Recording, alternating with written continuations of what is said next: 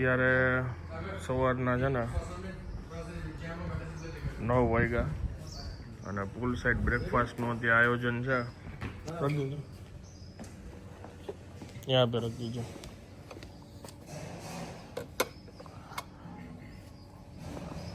આ છે bread butter, uttapam, aloo paratha, chole bhature, ગાંઠિયા, ખમણ, પૂરી ભાજી, જ્યુસ, ફ્રૂટ્સ, ઢોસા.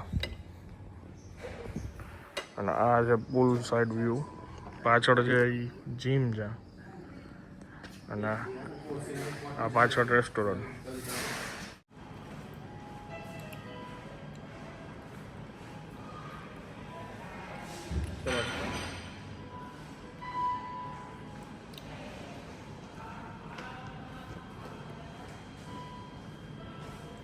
ઓર્ગેનિક છે ભાજી, બોલો.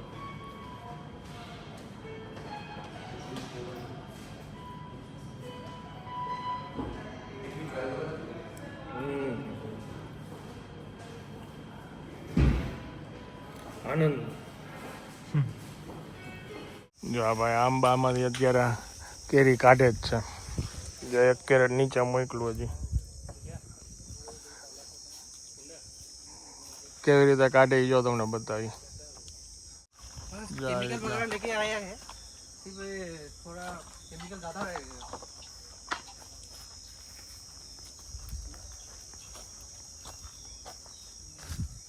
बस रेडी रेडी हो गया.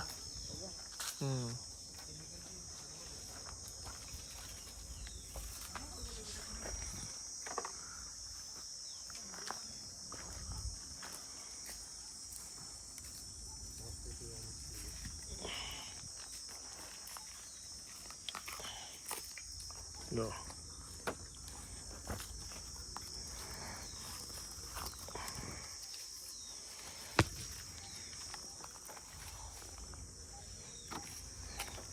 અત્યારે વાગી ગયા છે 12:30 ને રાજકોટમાં પડે છે ફૂલ તડકા.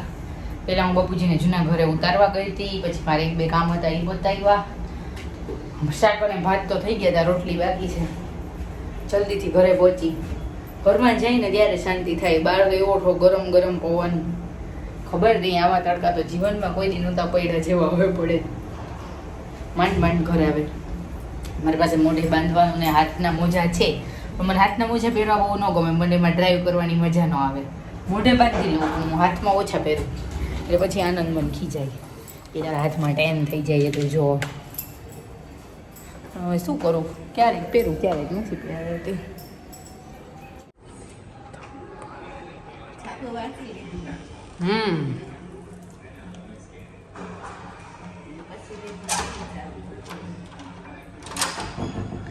ખોલો ખોલો. ઓલા ઘરે બાપુજી કે તો આવી જ છો, તો પછી ઉપર વાળીને બધું કર્યું, અગાસી વાળી કર્યું ને. મેંગો फेस्टिवल ચાલે છે. જો આ મેંગો ડીશ છે, દે દીજે. वो ले लेते. મેંગો રસ છે, મેંગો રસગુલ્લા છે, પૂરી છોલે છે, પછી આ મેંગો આમ પન્ના છે અને આ કાઠિયાવાડી ડીશ આખી તૈયાર થઈ. Hello, good afternoon. કેમ છો આપ સૌ? આઈ હોપ કે તમે બધા મજામાં હશો. વાગ્યા છે બપોરના 1:30. જમવાનું અત્યારે જમું છું અને ભવ્યભાઈની તબિયત નથી સારી. સવારની વોમિટ જ કરે રાખે છે, પાણી નથી રહેતું શરીરમાં. એટલે હવે ઉતાવળ છે કે ફટાફટ જમીને અહીંથી નીકળી. એટલે કદાચ ડૉક્ટરને બતાવવું હોય તો ત્યાં બતાવે. અહીંયા તો મેં કીધું સાસણ નજીક થાય, સાસણ તાનાના કે ના અહીંયા નથી બતાવવું. ગરમી એવી છે. ગઈકાલ રાતે સુવા પહેલાં સાવર લીધો, અત્યારે એમ થાય કે હજી જઈને નાહી આવું. હ્યુમિડિટી બહુ છે. જમવાનું સારું છે. મેંગો થાળી અત્યારે છે અહીંયા. આજે વાગી ગયો છે 1:30 અને ભગવાનને થાળ ધરાવાઈ ગયો છે. બા બેસી ગયા જમવા. બા પેલા ખાશે કાકડી, ફ્લાવર બટેકાનું શાક, રોટલી, ભાત ને છાશ. બાર ટીવી જોતા જોતા નીંદર આવે, પછી સુવા જાય ત્યારે નીંદર નો આવે, ઊંધું છે. ટીવીમાં ગીત જોતા જોતા સુઈ ગઈ.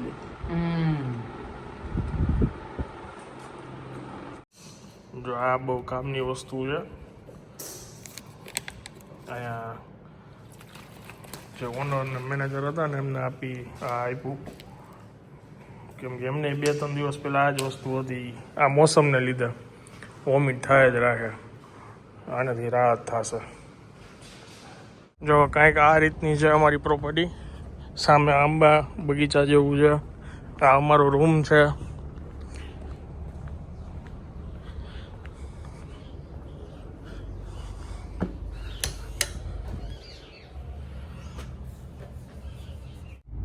અમે જસ્ટ હજી વંથલી ક્રોસ કર્યું, જેતપુર હવે આવશે. અને હા, ભવ્યભાઈને આજે તડકો લાગી ગયો છે, સવારના વોમિટ કરે છે, એટલે હવે અમને ભૂખ લાગી. 4:30 વાગ્યા. બ્લોગે એટલે જ લેટ થયો હતો ગઈકાલે કે રસ્તામાં ઊભી રાખીને મેં એડિટ કર્યો, અને ઘણી બધી વાર વોમિટ ગઈ. એટલે ખાલી પેટ છે, હવે અમને એમ થાય છે કંઈક ખાઈ શકશે, એટલે હવે આઈસ્ક્રીમ એક જગ્યાએ મળ્યો, આઈસ્ક્રીમ ખાશે. ગરમી બહુ જ હો ભાઈ, શરીર તમારું ડિહાઈડ્રેટ થાય જ રાખે છે, પાણી પીતું રહેવું પડે. અત્યારે વાગ્યા છે 7:02 વચ્ચે જ રામાયણ. કપડાં બહાર નાખીને તો અડધી કલાકમાં તો સુકાઈ ગયા હોય, એવા તડકા પડે. બપોર કપડાં સૂકવા અને કલાક પછી લઈ લીધા હતા તો સુકાઈ ગયા હતા કપડાં. ને અત્યારે અમારા ફ્લેટમાં નીચે છે ને ઓલા પીળા પટ્ટા લગાવે છે પાર્કિંગ માટેના. તો દીદીનું સ્કૂટર મેં દબાવીને તો મૂક્યું હતું, પણ તો એક ફોન આવ્યો અહીંયા નડશે, એટલે પછી ત્યાંથી શિફ્ટ કર્યું. મારું આનંદનું એક્ટિવા, દીદીનું, અને આનંદ સાથે ભવ્યભાઈ શૂટિંગમાં જે જાય છે એ ભવ્યભાઈનું સ્કૂટર છે. એની કીઝ ન હોય ને મારી પાસે, એટલે એ થોડુંક સાઈડમાં રાખ્યું અને બાકી બધાએ ફેરવી નાખ્યા. ને આજે છે અમારે રજા જેવું કામકાજ, કારણ કે અમારે કાલુભાઈને ઘરે જવાનું છે આજે ડિનર માટે. હમણાં બપોરે હવન હતો એમની ઘરે, અને રાત્રે નવો ફ્લેટ એ લોકો શિફ્ટ થયા છે રહેવા એના માટે. ને અત્યારે બધા ફ્રેન્ડ્સ ને ફેમિલી માટે ડિનર છે. એટલે ગઈકાલે જે ગિફ્ટ પેક કરીને મેં સ્ટીકર મારવાનું બાકી હતું, તો ત્યાં સ્ટીકર માર્યું. ખબર નહીં કેવું થાય, ખબર છે દર વખતે હું સ્ટીકર લઈ આવતા ભૂલી જાઉં. ગિફ્ટ પેપર લીધા હોય, સ્ટીકર ભૂલી જાઉં. પછી ઓલું વ્હાઇટ પેપર પ્લેન હોય ને એમાં સરસ અક્ષરે કોંગ્રેચ્યુલેશન્સના નામ લખું ને ફ્રોમ લખું. પછી પ્લેન વ્હાઇટ પેપર હોય ને એ એની ઉપર ચોંટાડી દેવું પડે. કોકને એમ થાય આવી સરસ પેક કરીને સ્ટીકર નહીં લીધું હોય, પણ દર વખતે સ્ટીકર ભૂલાઈ જાય લઈ આવતા. ચલો ચલો, હું ક્યાંની બાલ્કનીમાંથી જોઉં છું કે ગાડી દેખાય છે કે નહીં. ચપ્પલ બહાર મૂકો, બદલી લઉં કે નહીં એમ પૂછવા. શું છે? મજા મજા. Gift ready. ઘડું ખરાબ હતું, બતાવવા ગયા હતા, અને પછી પાછી માથે ગુલ્ફી ખાધી ગઈ કાલે એમ. શાક કેવું તીખું કર્યું તો બાપુજી ખાઈ ગયું.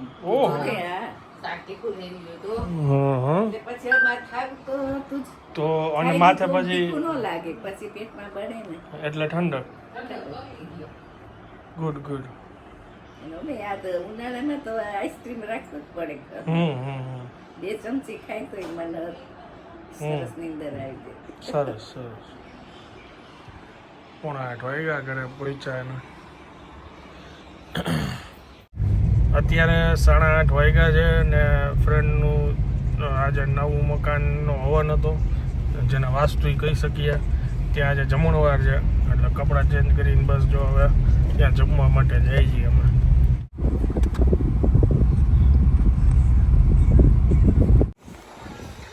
મેનેજમેન્ટ જોરદાર કંઈક હાલે છે.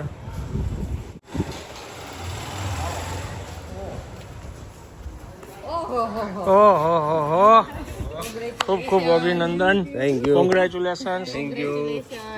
હું તો બકા બસ એકદમ કોંગ્રેચ્યુલેશન. Thank you. હાલે તારે મોબાઈલ નહીં ભાઈ, તું આ રાખ ને ભાઈ. ગિફ્ટ છે તારી.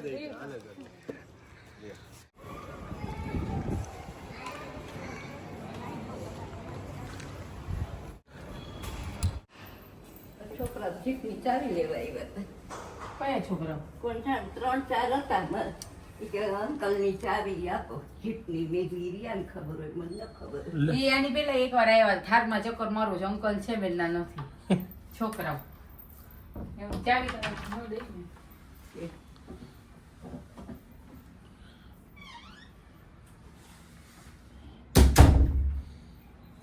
ના ના કોઈ જ છે. બંધ કર દે. લાઈટ બંધ. ઉભા રહ્યા, દૂધની બોટલ આપું.